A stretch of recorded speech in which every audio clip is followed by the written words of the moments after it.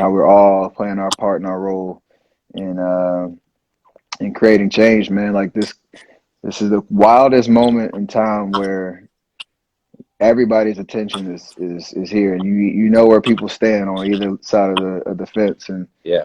um, either side of the line. So I think we all feel a sense of responsibility, a sense of accountability to like try to figure out, even as daunting and overwhelming as that question is, because I found myself like feeling that 10 times a day. Um, we're all trying. So appreciate what y'all do, impacting the community, impacting the next generation. Trying to do the same, man. Yeah. Well, man, definitely thank you, man. And I mean, I thought it was kind of crazy because to see so many kids, like I went to 2 protests, and the first one was organized by a lady named Elena, a young woman named Elena, Mm-hmm. team who brought the whole community together, the city of East Palo Alto. And I'm grateful, like, to see the next generation having a desire, and I brought my 2 boys. Like, I went to the first protest on Tuesday and then on Saturday. And so my kids were so excited. So they had, my son was like, I want my sign to say I'm black and I'm proud. And I was like, okay, like, that's a James Brown song. Um, then my other son was like, my 6-year-old was like, I want to have Black Lives Matter. And this is, I promise you, like, they had no clue you were going to be there. They didn't know anything,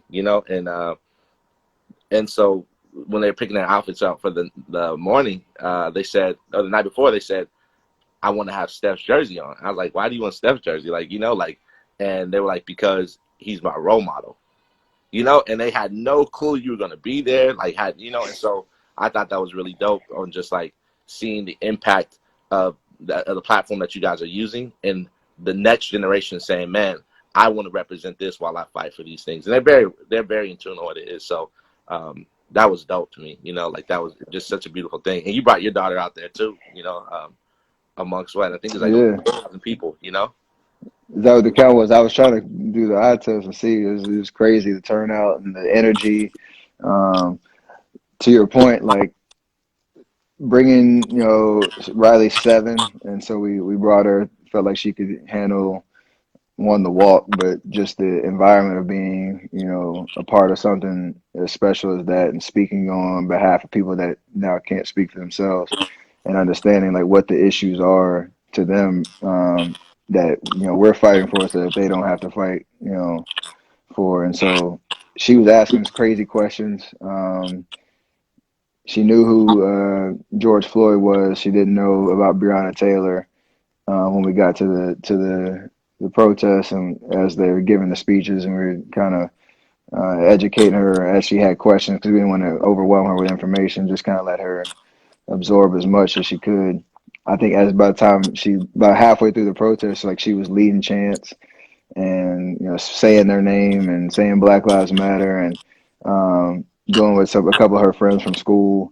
And that's a moment I know she'll remember for a long time, in terms of one, the diversity of people that were out there, speaking on behalf of change for the Black experience. And like for her, I know that's going to be a hopefully a life changing perspective, even at 7. Your kids are around the same age. Like it was amazing. A proud moment as a parent to be a part of that, for sure. Yeah. And they want, and let's not forget, like, they walk what, 7-8 miles, Yeah, legit, like, legit. with masks on. So my son was so happy, and we got home, and he said, my oldest son Isaiah, he was like, I said, how'd you feel about the situation? They were getting kind of antsy in the beginning, and it was interesting. Like, he was like, I can't breathe in the beginning. I was like, yeah, that's like, imagine, like, this is what it's about, And so once we started walking, and it was shout out to Jason for having one of my sons on his shoulders for like a couple miles. But it was amazing to see, like, they were saying this is one of the best days of my life, of being Hmm. able to just, and so I'm so grateful for that they actually know and are in tune. And so before we get in depth, I want to make sure for the street code community that we have this game that we play, this or that. And so we modified it for you, the shooters. All right. So you got to pick this or that. Okay. Okay. So we'll start off. Do you prefer Chick-fil-A or In-N-Out?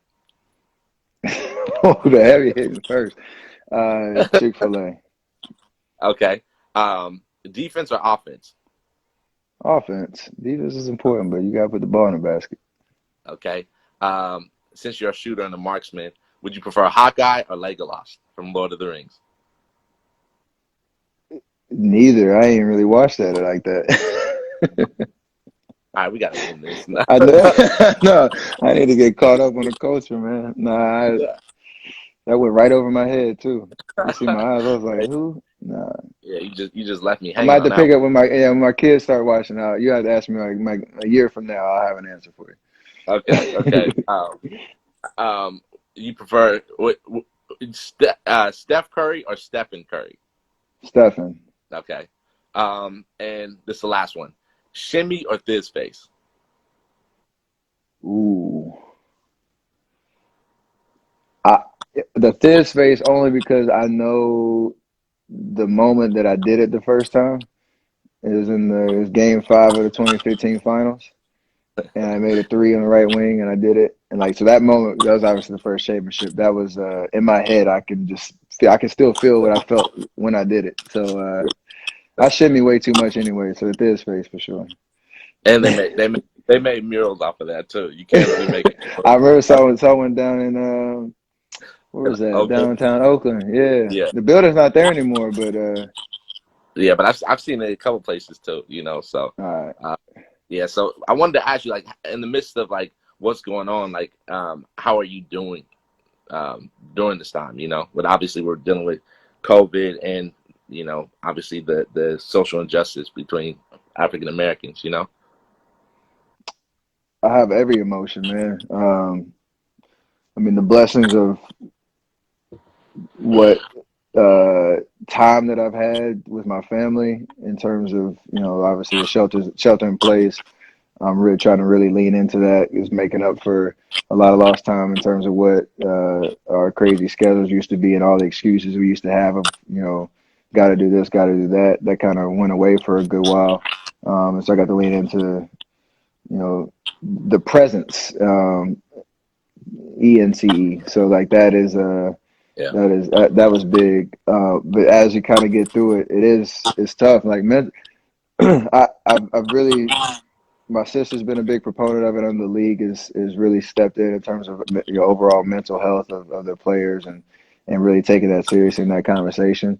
Last 2 weeks has been sad, like and overwhelming, and you know, got to catch yourself from you're sitting there watching on social media all these videos and all these injustices and police brutality and protests being just thrown with tear gas and all like peaceful protests being instigated by certain things and you just get overwhelmed and just almost depressed in terms of like this is what our world is this is what's happening and everything is just kind of you just getting those images which for me you got to see them you got to address them you got to be able to experience them and feel something but at the same time I couldn't get myself away from those images with 24/7 and so I think right now it's about getting around like-minded people that are all about trying to figure out the action items and figuring out the solutions. And for me, like that's where I can feel being more productive as opposed to just taking in all these images and videos and stuff, and just feeling like a sense of hopelessness. yeah, So I'm trying to like pivot towards that because this last week and a half has been pretty rough. I know for everybody in terms of um, feeling for what kind of world are you raising these kids in, man. So I think that's been the biggest eye-opening thing for me is just trying to be productive with the emotions that you have.